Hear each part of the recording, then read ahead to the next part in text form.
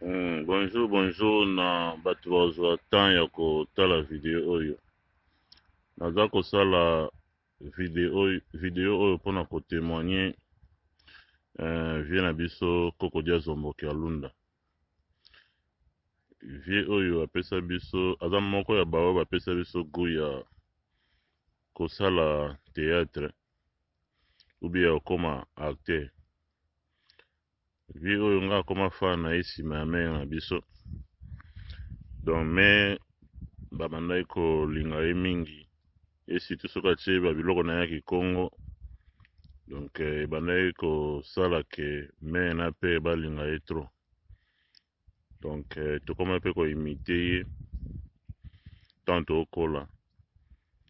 Donc eloko mosusu nasepela na vie Kialunda eza ke aza vie moko akotaka na bapolémique te, aza moko ya balégende mais amilakisaka mpenza te, alobaka mpenza te, omona ye mpe te ke azoswana na motu, donc asepelisaka nga mpenza na ndenge ase comportaka.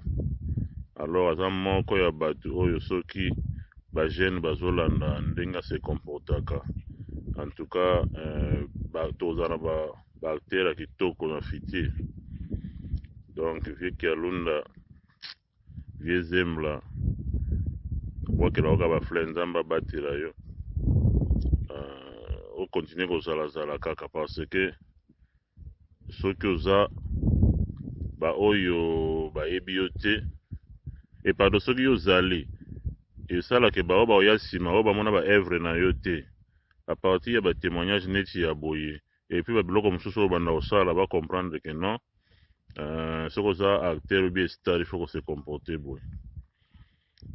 Donc vie moko bien, et surtout ntango azwaka ba anniversaire ya baninga na ye azotyango na mire na ye ya Facebook, azotyango na YouTube, elakisaka ke kimotema malamu, elakisaka mpe ke ayebi kofala na bato. Donc vie Zembla tozobwakela oka bafleur, donc oza ya moko oyo baleki balingaka mpo leki ayina yo alobaka leki wana azala ya Congo te, soki mpenza leki wana azala ya Congo akoyina yo te parce que oevitaka mpenza, oyebi koevite baproblème na bapeti. Merci mpenza kulutu na nyonso osala mpo biso okee liboso. eloko kaka na obakisa mpona silisa video na ngai bie témoignage na ngai eza tumba koya mama wana izalaka makasi mingi ko inkisi. Merci.